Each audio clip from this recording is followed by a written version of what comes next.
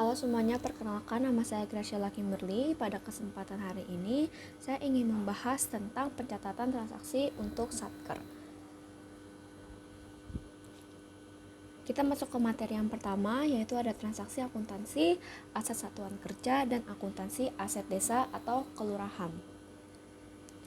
Yang pertama, transaksi akuntansi aset satuan kerja. Akuntansi aset satuan kerja adalah bentuk pertanggungjawaban pengendalian akuntansi yang digunakan untuk mengelola dan mencatat aset bagi satuan kerja. A. Jurnal penambahan aset tetap. Penambahan aset tetap merupakan peristiwa yang sering terjadi dalam suatu pemerintah daerah atau pemerintah desa. Jurnal penyusutan aset. Apa itu jurnal penyusutan aset?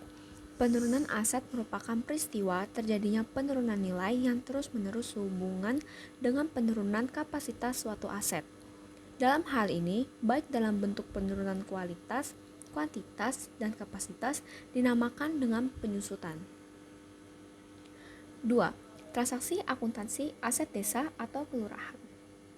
Nah, di dalam pencatatan dalam akuntansi aset desa ini digunakan untuk transaksi yang mencerminkan hak dan kewajiban dari pemerintah desa. Hal tersebut terjadi pada akhir tahun anggaran berupa pencatatan piutang ataupun utang yang dilakukan pada setiap akhir tahun atau akhir periode akuntansi. Akuntansi liabilitas untuk satuan kerja. Sistem akuntansi kewajiban SKPD adalah utang yang timbul dari transaksi sebelumnya, di mana cara penyelesaiannya dapat mengakibatkan aliran keluar sumber daya ekonomi pemerintah. Penyebab munculnya liabilitas untuk satuan kerja ini yaitu karena adanya perikatan dengan pihak ketiga, perikatan dengan pegawai yang bekerja pada pemerintahan, kewajiban kepada masyarakat, dan juga alokasi atau realokasi pendapatan lainnya. Nah, pencatatan beban barang dan jasa yang belum dibayarkan. Pengakuan beban jasa yang belum dibayarkan, bukti memorial dibuat oleh pajak penata usahaan keuangan SKPD atau PPK SKPD pada saat terdapat jasa telah dimanfaatkan dan belum dilakukan pembayaran pada akhir periode pelaporan. Akuntansi liabilitas.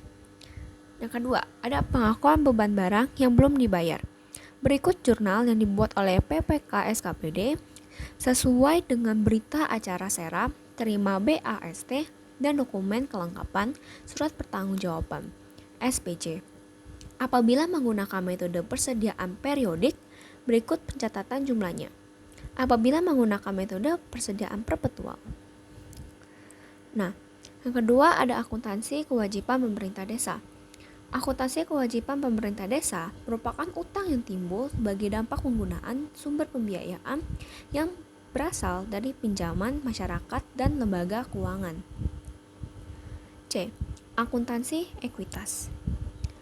Ekuitas dana investasi merupakan kekayaan dari pemerintah yang tertanam dalam investasi jangka panjang, aset tetap, dan aset lainnya, dikurangi dengan utang jangka panjang. Kedua, ekuitas dana lancar. Ekuitas dana lancar adalah selisih antara aset lancar dan utang jangka pendek. 3. Ekuitas dana cadangan. Ekuitas cadangan sendiri merupakan kekayaan pemerintah yang dicadangkan untuk tujuan tertentu sesuai dengan peraturan perundang-undangan. Nah, yang pertama, melakukan koreksi kesalahan atas pengeluaran belanja. Kesalahan atas pengeluaran belanja dapat memengaruhi posisi kas dan tidak memengaruhi secara material posisi aset selain kas. Yang kedua, melakukan koreksi kesalahan atas penerimaan pendapatan yang tidak terulang yang terjadi pada periode-periode sebelumnya. Koreksi kesalahan dilakukan apabila kesalahan tersebut mengakibatkan saldo kas berkurang. 3. Peristiwa luar biasa.